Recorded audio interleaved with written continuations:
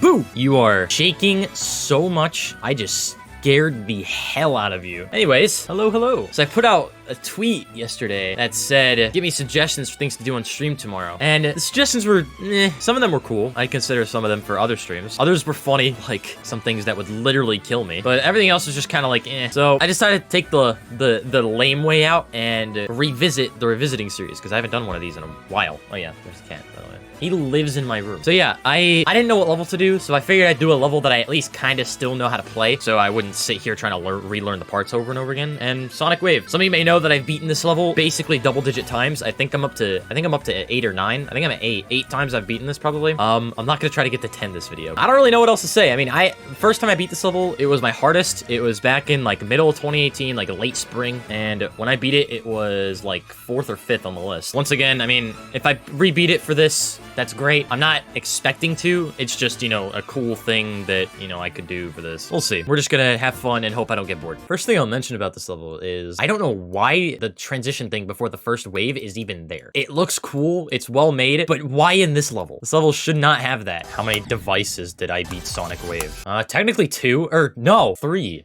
No. Okay, so it depends on your definition of device. So I beat it with my really old computer build that had a lot of like really not good parts. That was the first time I beat it. Second time I beat it was at Nathan's house at the gang meetup. I rebeat Sonic Wave on his computer. So that's 2. And then I beat it again on my new computer, like with my new build on this monitor. So I guess that's 3. I gotta say, this wave section right here, one of the most satisfying parts in any level I've ever played. Like when you do that for the first time, it's so awesome. Nothing will beat the first time I ever did this part. I'm not gonna lie, I don't know why I love this level so much. Like there's nothing special about it. I just love the history behind this level, and I just love playing it personally. I also think it's really funny that the ball is probably the hardest part of the wave level. Remember back in 2020, Aeon had my screen share up on his stream? Okay, guys, let's watch Tech's stream instead of me. He's better at the game than me. What? I beat Sonic Wave the first time, and then the very next attempt I got 73. Because I was addicted to this level in 2020.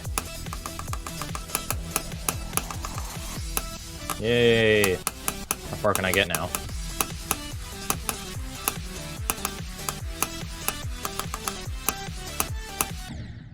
Cool. That was a fluke. I'll just say it right now. That was an absolute fluke. I don't know if I'm gonna replicate that for at least an hour. Put a start position at the ball, and then we'll go from 0.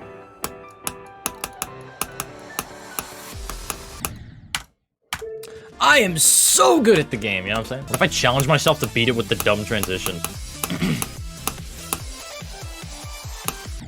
Dude, the transition literally obscures your view. It's fucking insane. Like, you can't do the first 2 clicks with it. No way am I fucking activating that again. I was bringing this up before, but like, it looks cool, but why? There's no point. It takes away from this level. This level is so important to the history of this game, and you just with it like that. Like, come on. Like, yeah, it looks cool, but like, no. Don't mess with this level. This level is so important to this game. And yes, I know that sounds stupid, but deal with it. That's how I feel. Dude, I am a boomer, okay? I am a Geometry Dash boomer. Hey, you know who's the true GD boomer that's in the community right now?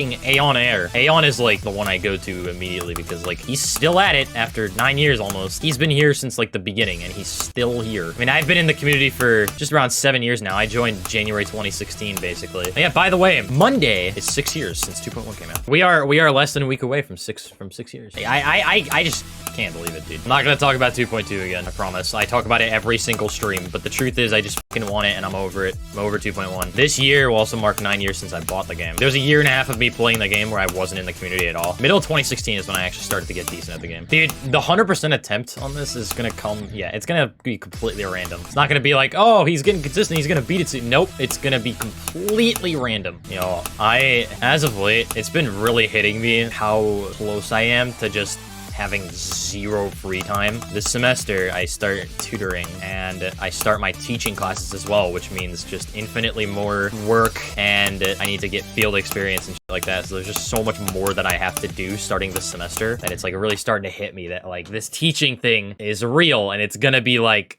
super big really soon. Unfortunately, that means streaming in YouTube is going to be super inactive like it wasn't already, but you know, it's going to be even more inactive. And okay, so I use the revenue I get from Twitch and YouTube to pay for my car insurance, like my car payment, my car insurance. And if I can't stream or I can't do YouTube, there's no revenue, you know what I'm saying? So I find myself in a financial predicament, you know what I'm saying? I mean, I'm gonna be paid for tutoring, but still. But yeah, it's just getting real, you know what I'm saying? 2023 is gonna be a very different year than like anything I've ever experienced. And I'm looking forward to it, but also I'm nervous for what the hell is gonna happen. Dude, what the f is with people bringing up 360 hertz today? What happened? I've never had this happen.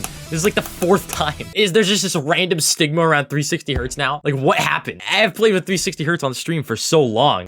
And now it's like if you're baiting, that's like E tier bait, dude. Like, try harder. I want to go back to the simpler times of 2014 and 15, where I had nothing to worry about. Once 2016 rolled around, 2016 was like the last year where it was just simple. And even the end of 2016 was pretty crazy. The reason why 2017 was like the year where everything got really like more complicated was the relationship I had at the time was getting more complicated. I had my first YouTube channel then, or no, I had YouTube channels before that, but they're all gone. They're all deleted. The first channel I had a lot of like really old stuff on it. I wish I still had all those videos, but I don't. I was 13. I got in trouble with my mom. I didn't get grounded, but I impulsively deleted my YouTube channel as a result. It had like 600 subscribers at the time.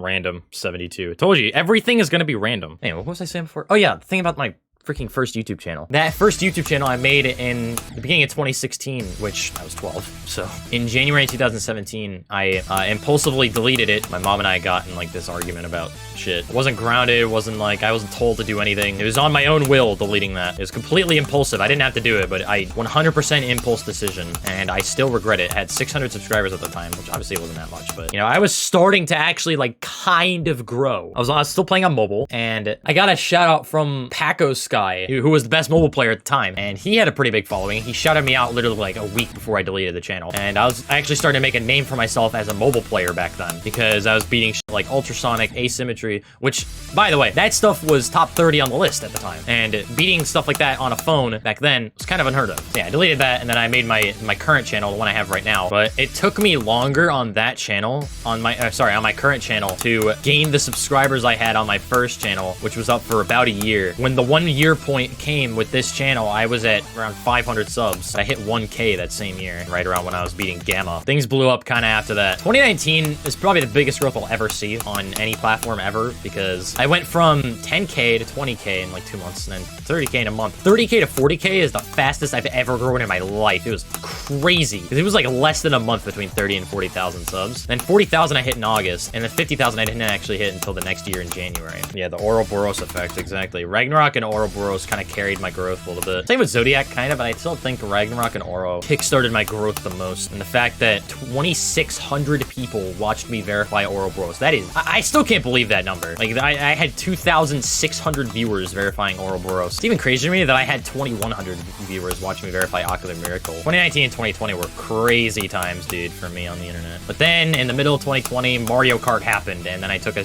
backseat from Geometry Dash, which, I will say, I still really regret to this day not balancing Mario Kart and Geometry Dash as much. I really regret it, dude, because if I had balanced it well, I would be in a much better position with my channels today. Like, I did such a horrible job balancing them. I focused way too much on Mario Kart, which got me a lot of success in that game, in that community, but I just wish I was able to balance Mario Kart and GD a lot more, because my growth is literally dead right now. I am not growing whatsoever. I'm not declining. I'm just not growing, like, literally at all. It's unfortunate. I wish I stuck with GD, even with my Mario Kart addiction. I think I'd have right around 200K on YouTube right now if I balanced it better, but I hit 110K at the end of 2021, and I'm not even at 120K yet. It's 2023. I feel like I just kind of, like, left my fan base in the dust, you know? Sucks that I did that. I hate it. I still regret it, even though I really just was not that interested in GD at the time. I wish I still, like, streamed it sometimes to keep things going, but you know.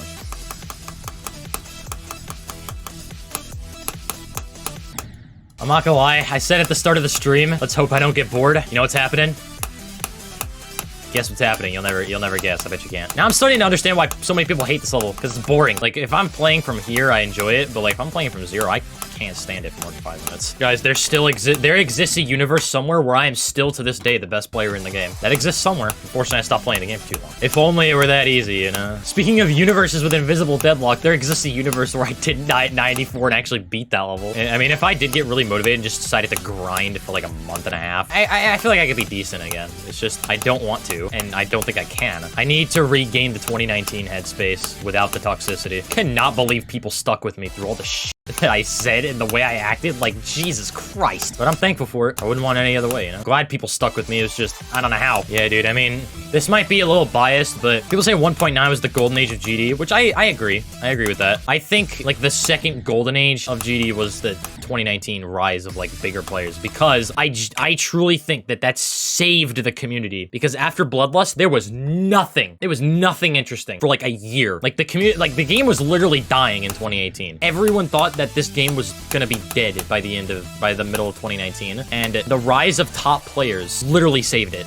I think. Like, a lot of people just got really good at the game. Yeah, I think Zodiac saved the community. Like, if there was one level that I would say saved the community, it would be that one. But I just think overall, all of the collective top players in like early to mid 2019, I think they all collectively saved the community, because it was definitely dying. And now in 2023, I think the community currently, it's still closer to 2019 than it is to 2018, like the way it is right now. But it's on its way, I think. Like, things just are not that interesting right now. And thankfully, we are close-ish to an update, hopefully.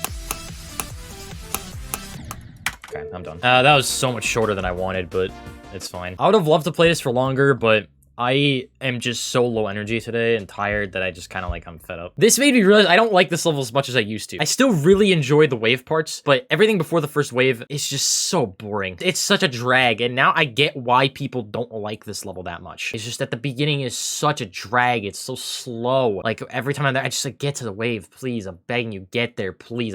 Please. And that's not a good thing. You don't want that in your level. I mean, this level is old. It has a lot of history, and I love the history. It's historically one of my favorite levels ever. But the level itself, just from judging it based on just the level, it's not it. Just because of the beginning before the first wave. And a lot of players will tell you that. A lot of players will agree with that. I'm sorry this was so short. I'm super just like I don't have energy right now. I streamed today because I haven't in a while. Thanks for hanging out. And yeah, I will see you all next time. Bye-bye.